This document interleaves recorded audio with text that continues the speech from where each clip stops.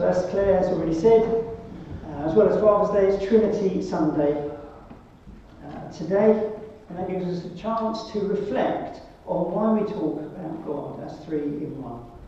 Now, as soon as I say that, I can imagine that some of you are already settling down for a snooze. Others might be thinking that you've never really understood the doctrine of the Trinity, and you're not really sure you need to. Not sure you want to do the mental gymnastics on a Sunday morning to get to grips with it, and what difference would it make even if you did? Some reference somewhere to water being ice, steam and snow, that's fine, we've got it. That's as far as we want to know. A few, however, will look forward to some proper theology in church at last. They're the ones I want to apologise to the most today. I won't ask for a show of hands for which ones are in, and I won't even listen too attentively for the snoring. But I want to start by saying that the Trinity is a truth that we can all grasp at the levels that are important. It's not a truth that is only at home in the lecture room or in the books of systematic theology. It's a truth that's at home in our faith, a truth that we experience in our hearts. It's trying actually to put into words how we experience God. And it's more important that goes on in our hearts, in our lives, even that sort of gut level of how we live our faith, than it is in our minds. If you can connect all of those things, that's great, isn't it? But it's where it starts.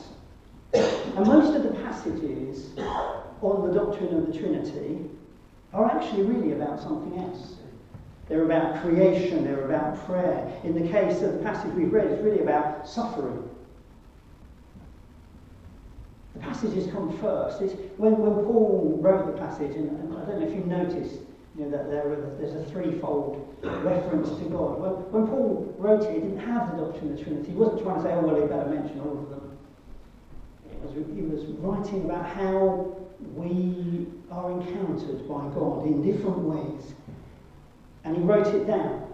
And it was only later that people said, yes, that resonates with our experience. How do we express that? And so the Christian claim is that in the things that matter, we meet the one true God in three ways. And that's what we're going to look at for a few moments. So the passage, I wonder if could you put the passage up and then we just have it there as a reference. There's no mention of God the Father, and that often happens in the New Testament, just God. And we think of those references as the Father. Yeah, that will do, and I'll point to some. So firstly, this passage talks about God, who is the source of good things. We get peace, grace, glory, and love. These big things. A God whose grace, in whose grace we can stand. That is, a God who can declare us to be at peace. If we were to read on, so it's a God who reconciles us. It's called also the God of glory, also the God who loves us. And if you like, this is the God who Jesus taught us to call Father. And it's all things that we can't change. We can't dampen the Father's love for us.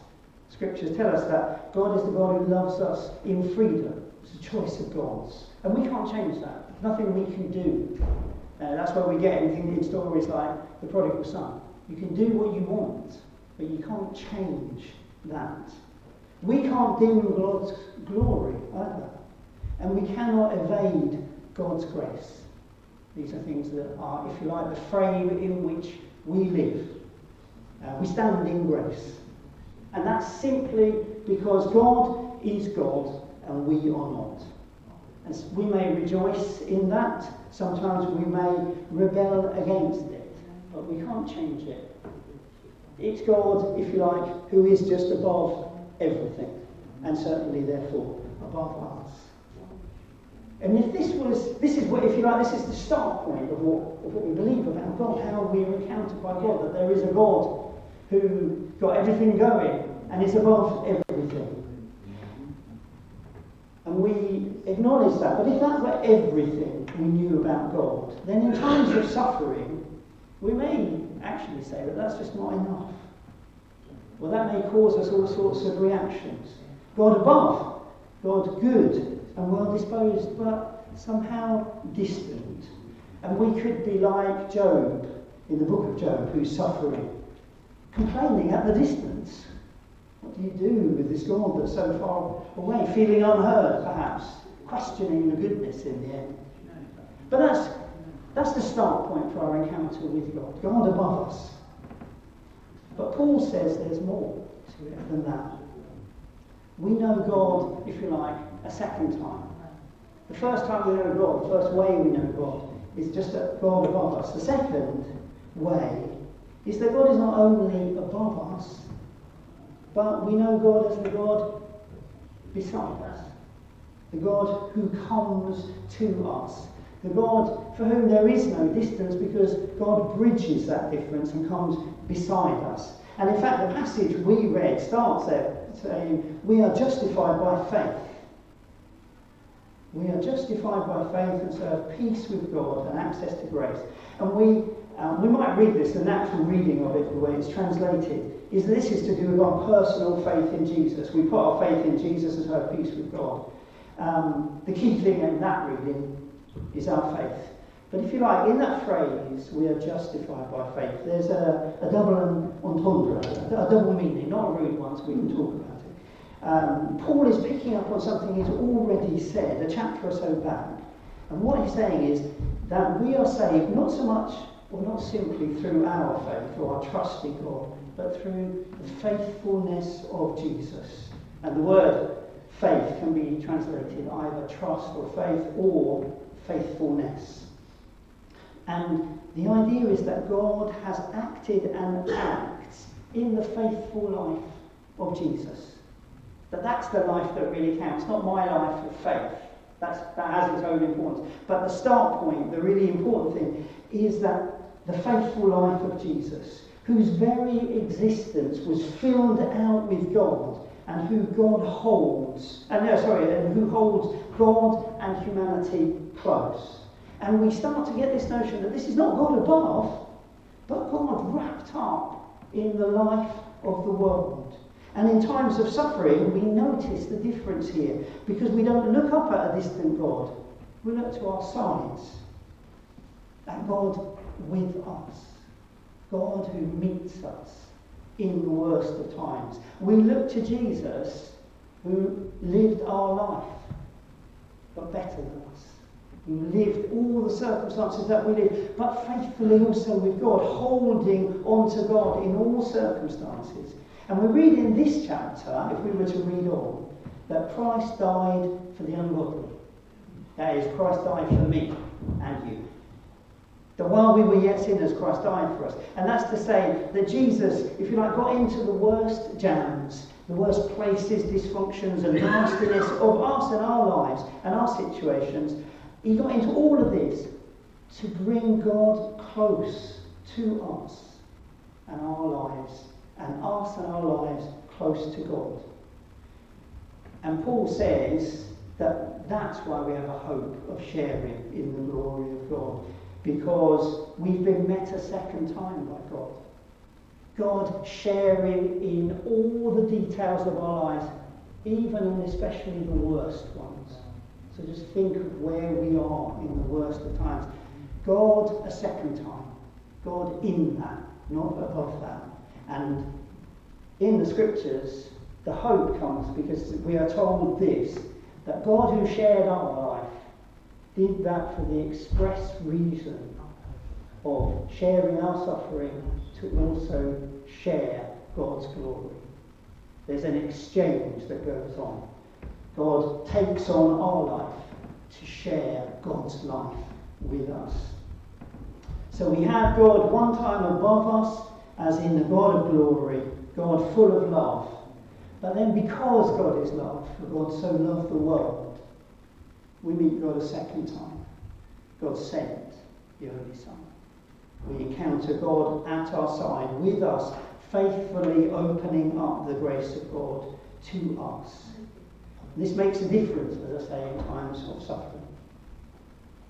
To know that God in Christ is with us, close to us. But then the passage goes on from that, and this is the bit maybe that's really worth dwelling with, or worth dwelling on. Because the passage says that even that's not enough. And the understanding of God as three in one says it doesn't stop there, because we meet God a third time. And this time is not above, and it's not only beside us. And the beside, I'm sorry, I should say, I wanted to say one other thing about the beside, is that it's not simply back in biblical times. It's not that Jesus came back then only. This beside us continues.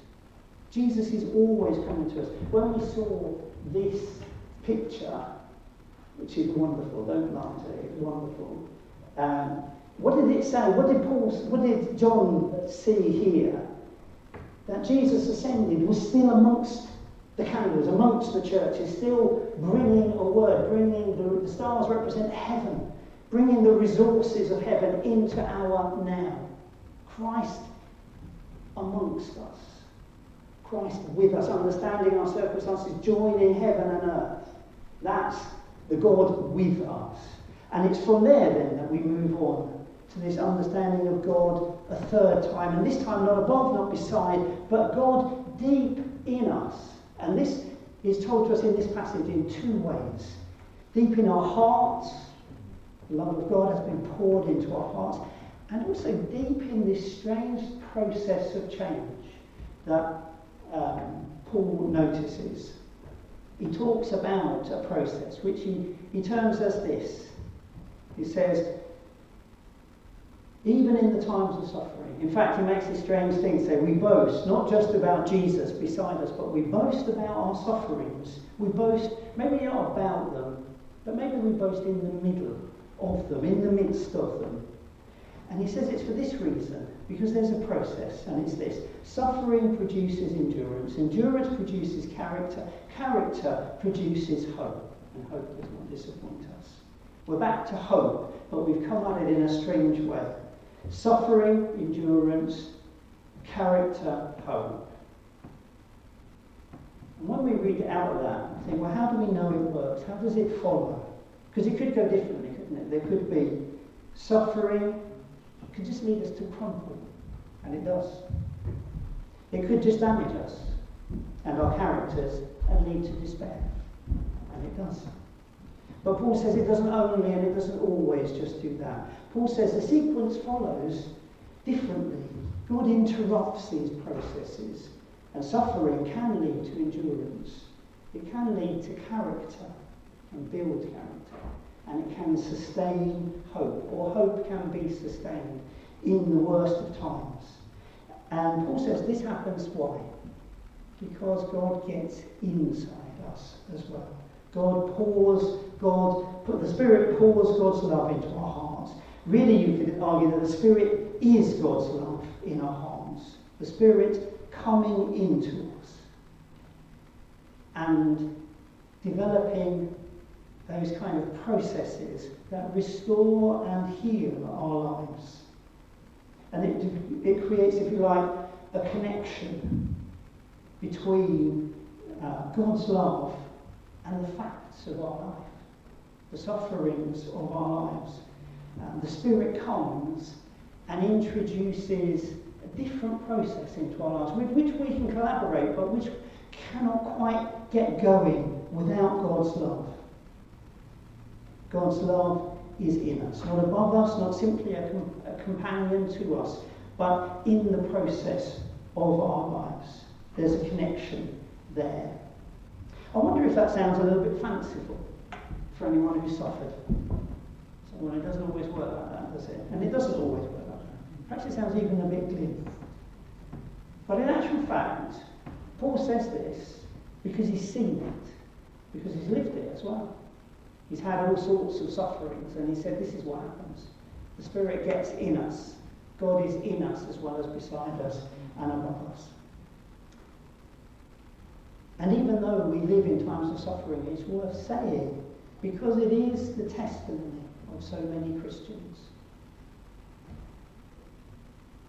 I wasn't going to say this, but we talked with Vicky, who we're grieving at present.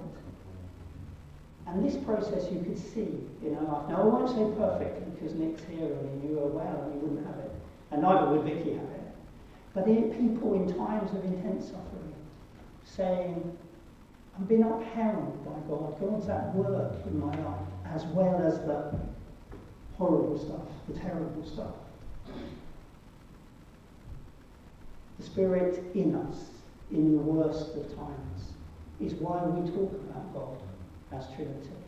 God above, God beside, who comes alongside me in the worst of times, but also God who gets something done in me by being on the inside and working processes so they are not destructive or not only destructive, they also tend towards life. If you like, Paul is talking here about practical wisdom of lived faith. How does faith work in our weakness? And I have to say, as a minister, I've seen it many times in people who have suffered. God at work, developing a strength I never imagined to see, a character that sustains hope, not perfectly, but really. It's what we call in other contexts the fruit of the Spirit, that the Spirit on the inside develops a fruit of peace, of love, of joy, of gentleness, of kindness, of things that really matter. God, a third way, is how God changes us. God's goodness and love on the inside in the process of change, bringing love into the depths of our life and affecting change. And it's actually how, this is the way that God is distinguished from us. You go back to Father's Day and think of how I can get things done. Despite my water pistol antics, I really wanted Lewis to study hard. It's a contradiction, what can I say? That when I saw him studying really hard, I couldn't help but spray him with water pistol. But in any case, that's just the way it goes sometimes. But I really wanted to make it work. And what could I do? Well, I could be a boss and say, Lewis, you're not going out until you've done your 2 hours of revision. I could be involved as well, saying, present the big picture. Lewis, if you work really hard and you get all your studies done, you'll have a great career. I could be above the fray and just give that kind of good advice. And that was necessary, and I did do it. I could also be a dad who could come alongside and say, oh, Lewis, I know it's hard, I've been there. I failed on my CSE, so I couldn't say too much on that, but I could say I knew it's hard. And cajole him and encourage him. The one thing I couldn't do is get inside. That I was having to be as persuasive as I could, and just leave it at that, and then trust that he would do it himself. God is not us. God can go one step further. God is not simply above or beside. God is in us as well, in the processes that lead to change. That's why we talk about God, who we encounter 3 ways, because it's that third way in particular that is the fount of hope, that things can change. Deep inside me, deep in my spirit, where the Spirit can get and testify to my spirit that I have a Father who loves me. God can change me by getting there, can grow this new fruit. God above, God beside, but God also inside me, and the right thing I have almost finished. We call God Trinity because we know God in 3 ways. God above us, the Lord and Creator. God beside us, who has entered into creation to mend it and to model how it can be. God within us, in our depths, calling us to collaborate with processes and love that does the work of healing. Praise to the Father, praise to the Son, praise to the Spirit, praise to God, who is 3 in 1. Amen. Amen.